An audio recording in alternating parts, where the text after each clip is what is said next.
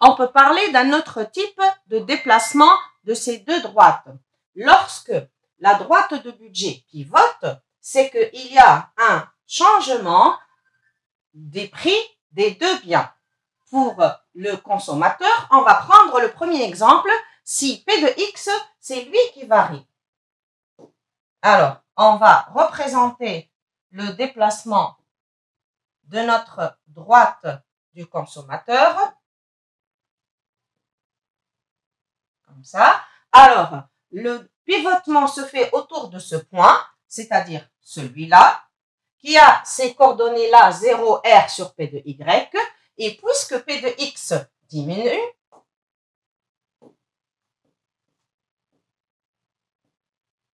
alors les quantités consommées de X vont augmenter, ce qui fait pivoter notre droite dans ce sens-là. Deuxième exemple, notre consommateur peut subir l'augmentation du prix de X. Alors, c'est un facteur qui va limiter sa consommation.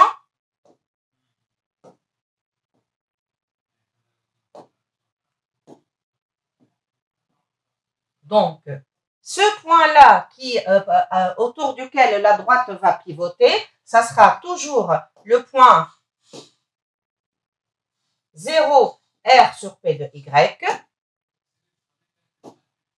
Et on va faire passer la droite dans ce sens-là, car la quantité consommée de X va diminuer. Même principe pour les déplacements de la droite d'Isoku.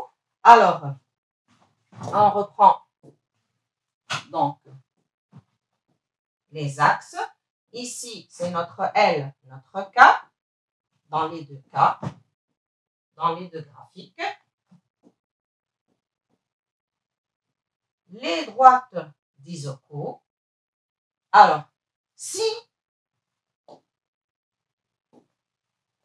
le salaire des travailleurs diminue, donc W diminue, alors le pivotement va se faire autour du point 0 CT sur R, et bien sûr, notre droite va pivoter vers l'extérieur ou vers la droite, car le L va augmenter. Par contre, si W augmente, alors autour du même point, notre droite d'Isoku va pivoter dans ce sens-là. Pourquoi? Parce qu'elle va diminuer. Alors, le pivotement peut se faire d'une autre manière.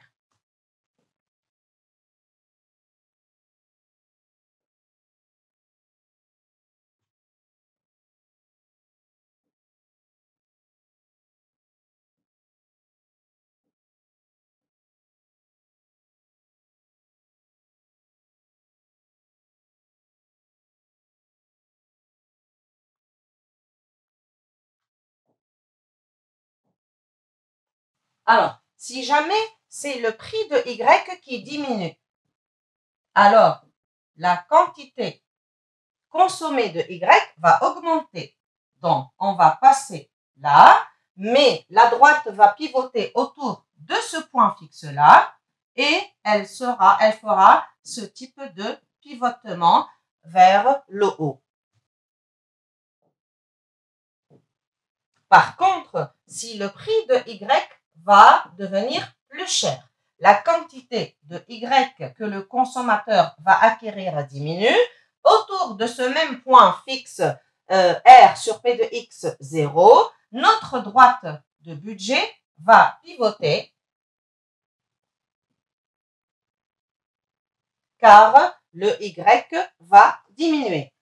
La logique est la même pour le déplacement de la droite d'Isoku du producteur lorsque la variable, c'est plutôt le coût du facteur capital.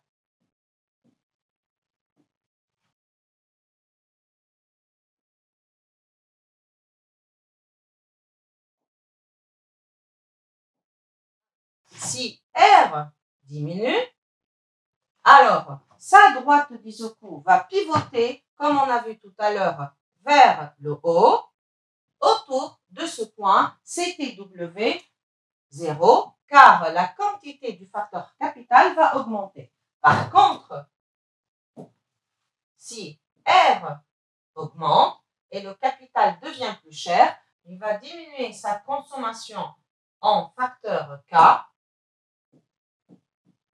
et sa droite d'Isoku va pivoter vers le bas. L'avant-dernière analogie entre ces deux acteurs économiques, c'est leur problème à chacun. Alors, en effet, notre consommateur cherche à maximiser son utilité tout en respectant sa contrainte budgétaire. Pareil, notre producteur a aussi l'objectif de maximiser ses quantités produites tout en respectant sa contrainte coût. Que cherche notre consommateur à l'équilibre? Il veut déterminer les quantités X étoiles, Y étoiles qui constituent son panier optimal. Le producteur, pareil, il cherche à savoir combien de L et combien de K peut-il utiliser dans sa combinaison optimale à l'équilibre.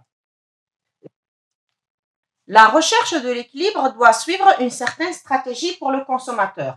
Il doit d'abord déterminer son TMS, son taux marginal de substitution des biens X, Y, qui n'est autre que le rapport des utilités marginales des deux biens consommés, qui doit être sous la forme de alpha Y sur bêta X.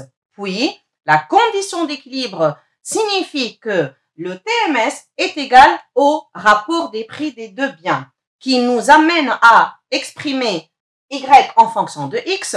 Cette expression de Y qu'on vient de trouver va être par la suite remplacée, soit dans l'équation de la contrainte budgétaire, soit dans l'équation de la droite de budget, ce qui nous amène à déterminer d'abord X étoile sous la forme alpha R sur P de X, ensuite Y étoile sous la forme bêta R sur P de Y.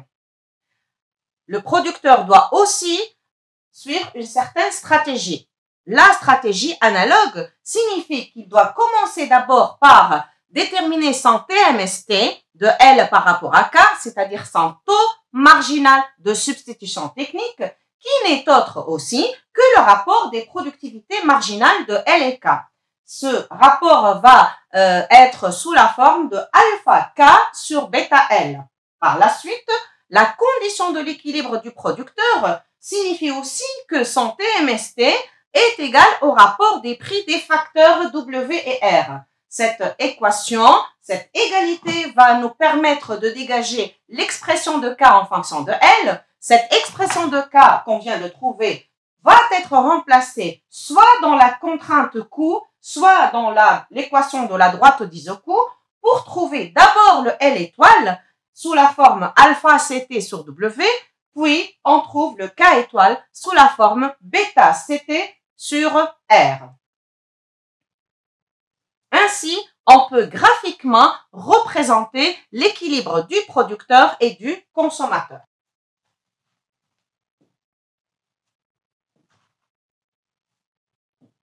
Donc, sur l'axe des abscisses, on porte les quantités du bien X. Sur l'axe des Y, sur l'axe des ordonnées, on porte les quantités de Y.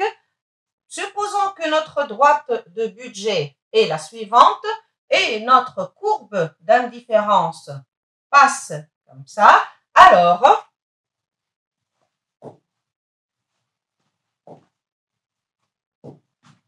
donc, ce point de tangence n'est autre que le point d'équilibre qui correspond à X étoile et Y étoile. Pareil pour l'équilibre graphiquement du producteur. Sur l'axe des abscisses, on porte l'effectif des travailleurs. Sur l'axe des ordonnées, on porte l'effectif, le nombre de capital utilisé. Supposons que telle est notre droite d'Isoku et notre courbe d'Isocan va passer comme ça. Alors, pareil, graphiquement, l'équilibre du producteur sera le point de tangence entre la droite et la courbe. Donc ici, ça sera le L étoile, le K étoile, qui sont la combinaison d'équilibre du producteur. Dernière analogie entre ces deux acteurs économiques, c'est en termes de leurs fonctions de demande respectives. Donc, pour le consommateur, la fonction de demande de X est sous la forme alpha R sur P de X, celle de Y sous la forme bêta R sur P de Y. Donc, si on veut représenter graphiquement la courbe de la demande, on va inverser parce que on porte sur l'axe des abscisses le X et l'axe des ordonnées le prix. Donc, ça sera prix de X égale à alpha R sur P de X, prix de Y égale à bêta R sur P de Y. Pour le producteur, la même logique. La fonction de demande de notre acteur producteur est aussi déterminée par analogie à celle du consommateur. Donc, la quantité demandée du facteur travail égale à alpha CT sur W, celle du facteur capital égale à bêta CT sur R. Si on va représenter ces deux fonctions graphiquement, on va obtenir donc W égale à alpha CT sur L, effectif des travailleurs, et R égale à bêta CT sur K, quantité du facteur capital utilisé. Ainsi s'achève notre cours d'aujourd'hui concernant les analogies entre consommateurs et producteurs. J'espère que ça vous a été très utile pour votre préparation et révision pour l'examen de fin d'année. Je vous souhaite une bonne chance. Merci encore une fois et au revoir.